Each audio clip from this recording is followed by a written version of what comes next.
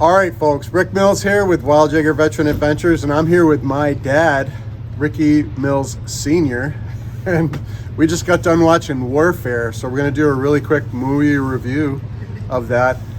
To be honest with you, before going to the movies, I was stressed the hell out because I was really worried that it was going to connect me back to my time in Ramadi in Iraq in '06, which is exactly when the movie takes place. I was there in June. The movie takes place in November. One of the things I want to talk to my dad about, with my dad being here, in 1986 they came out with a movie called Platoon, and my dad's a Vietnam vet, and I remember the family. I was 16 years old at that time, 3 years before I joined the Army, but I remember how we as a family went with you to see that movie, and the connection was there. Can you talk about that for a second? Yeah, it brought back a lot of memories. Platoon was one of the most realistic ones out at the time about Vietnam, so I wanted the kids to see what it was all about. And we went there to support him. There were a lot of tears, a lot of emotions and stuff. And so when they made the movie Warfare, which takes place in Ramadi, Iraq, which again I was there for a month in '06, this was my chance to have my moment with my father with that movie. What did you think about that, the Iraq scenes? It was a good movie.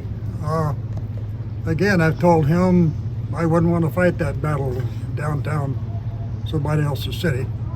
I don't know mine in the jungle. It's a big difference. Yeah. But everybody's got to do it one way or the other.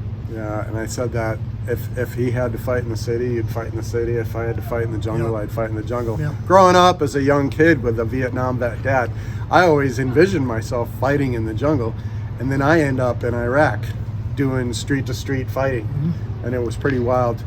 As far as the movie review goes, I'd give it a thumbs up as a veteran watching the movie. It wasn't as bad as I thought.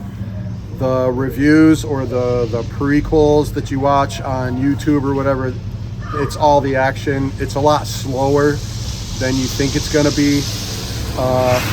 It was good. It's a 90 minutes of SEAL Team 3 in Iraq, one of the teams, to halfway through the movie, and then a second team links up with them.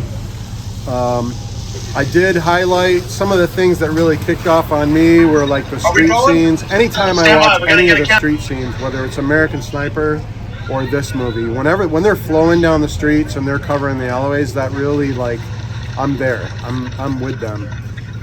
In the rooms, I didn't do a lot of stuff in the rooms, setting up, but I did manage snipers in Iraq. And if you want to see some of my videos on the Jaeger Veteran Adventures YouTube channel, I was there and I was managing some snipers while we were there, and you can watch some of the videos and my reviews of some of the SEAL Team 3 things that are going on there. So hope you like this review. Check out Warfare.